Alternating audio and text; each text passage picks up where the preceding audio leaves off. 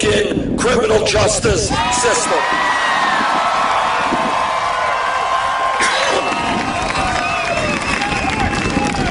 Now, I'm a former mayor, and I've worked with policemen throughout my career, and the vast majority of policemen and policewomen are hardworking, honest, and they're doing a very, very difficult job. But like any other public official, when a police officer breaks the law, that officer must be held accountable.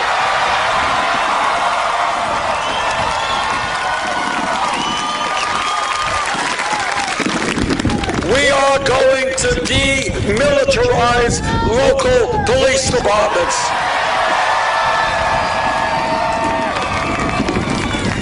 Police departments are designed to serve the people, not look like oppressor forces.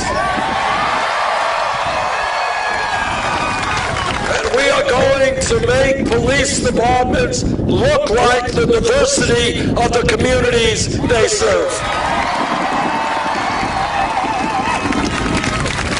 We understand, in my state, I know in Florida, that we have a very serious problem with drug addiction and alcohol abuse. But what we also understand is that substance abuse is a health issue, not a criminal issue.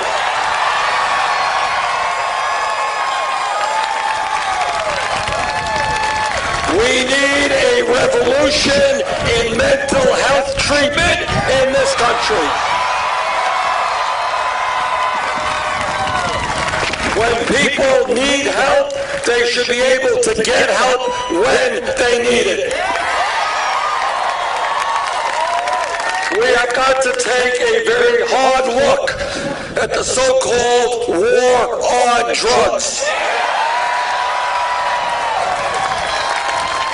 Right now, under the Federal Controlled Substance Act, heroin is listed at the same level as marijuana.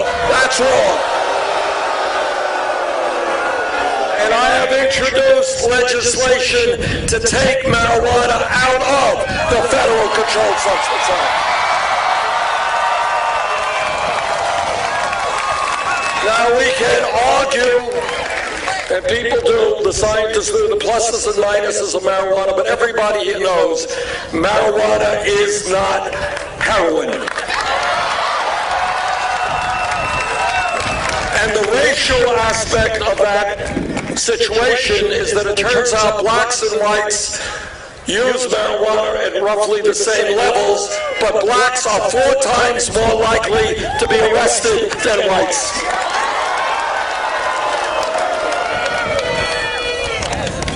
Our campaign is listening to our brothers and sisters in the Latino community. We are listening to our brothers and sisters from Puerto Rico. And what our Latino brothers and sisters are telling us is they are tired of living in the shadows. They are tired of living in fear. They are working hard, often exploited. They want comprehensive immigration reform and a path towards citizenship. And I agree. And our brothers and sisters from Puerto Rico are tired of Wall Street vulture institutions charging their government outrageously high interest rates and forcing the government there to close down schools and health facilities. And we're going to tell the Wall Street vultures who own bonds in Puerto Rico, no, they are not going to destroy that beautiful island.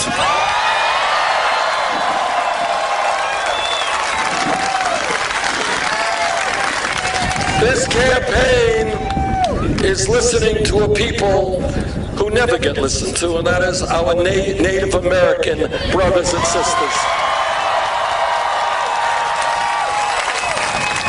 Everybody here knows how much we owe the Native American community. How much their culture and their way of life have given to all of us. And yet for hundreds of years, treaties have been broken, they have been lied to. Together, we are going to change that and treat Native Americans with the respect and dignity they deserve.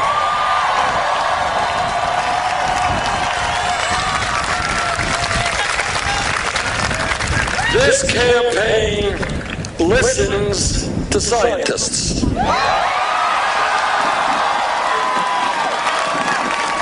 And I am a member of the Environmental Committee of the United States Senate. And I have talked to scientists all over the world.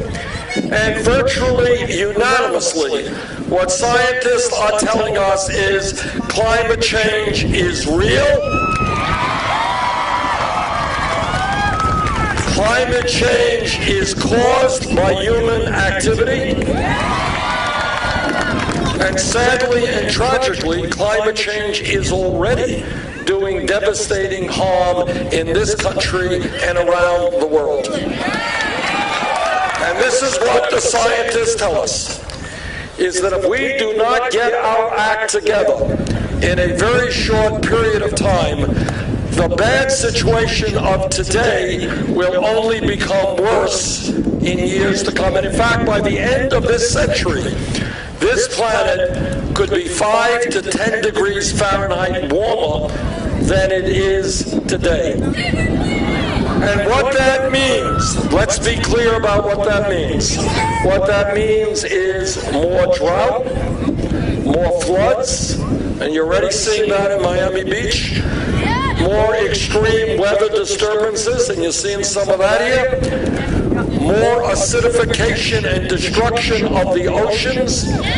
More rising sea levels. More international conflict as people fight for limited natural resources.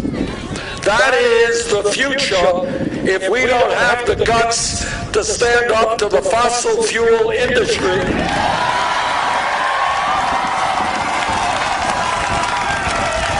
and to tell them that their short-term profits are not more important than the planet we intend to leave to our children and grandchildren.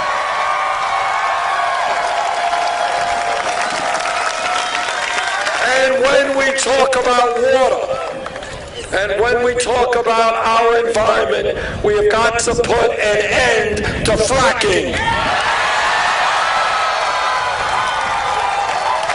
And we've got to put an end to offshore drilling of oil. Look, this is Florida. Now, I'm from Vermont. We don't get this in the middle of the winter. This state can be producing enormous amounts of energy from solar.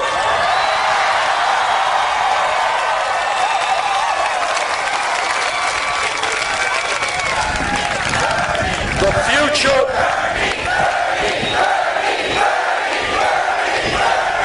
future of energy in America, if we are going to save this planet, and if we're going to work with other countries around the world, is to do everything we can to move to energy efficiency, to solar, to wind, to geothermal, to sustainable energy.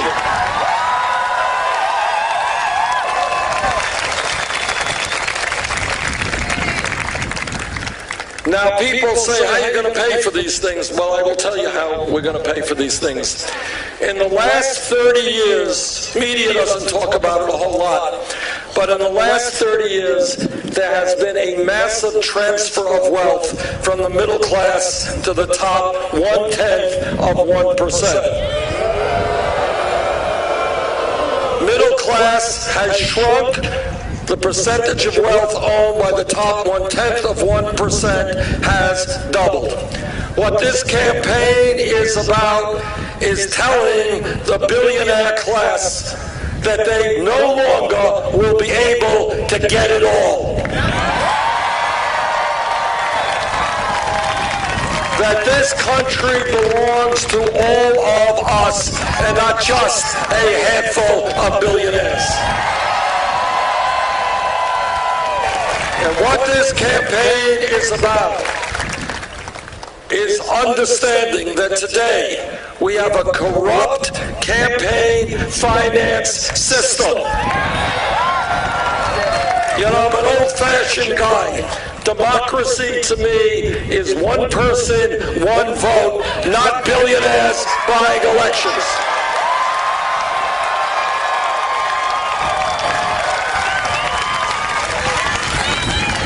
And one of the differences between Secretary Clinton and myself is I do not have a super PAC. I do not want a super PAC.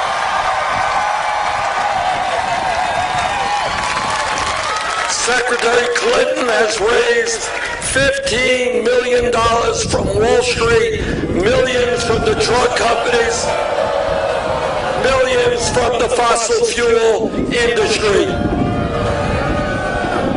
We have, on the other hand, raised money through 5 million individual campaign contributions. And do you know what our average contribution is? $27. We are not indebted to Wall Street, the drug companies, or the oil companies, or the coal companies. To paraphrase Abraham Lincoln at Gettysburg, this is a campaign of the people, by the people, and for the people.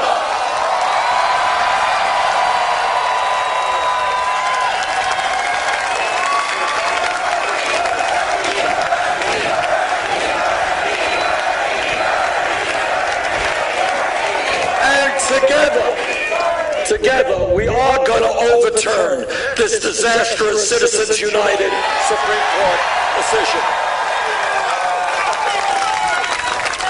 This campaign is about thinking big, not small. It is about understanding that if we have the courage to stand together and not allow the Trumps of the world to divide us up, there is nothing that we cannot accomplish. What demagoguery is always about, and what it's about today, what it's always been about, is scapegoating minorities. So we stand here today rejecting the Trumps of the world who want us to hate Mexicans, who want us to hate Muslims.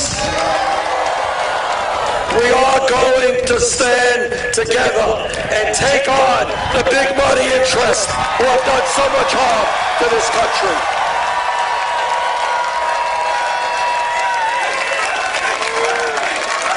What this campaign is about is exposing Republican family values.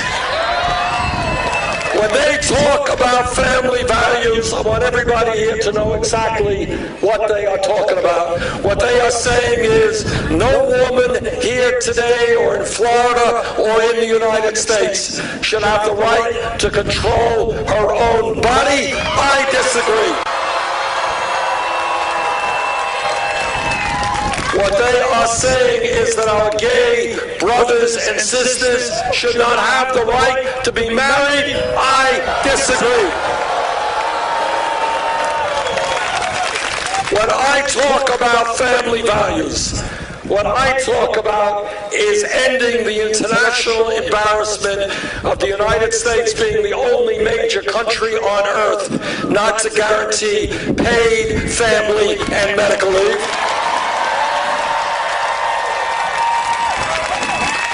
It is wrong.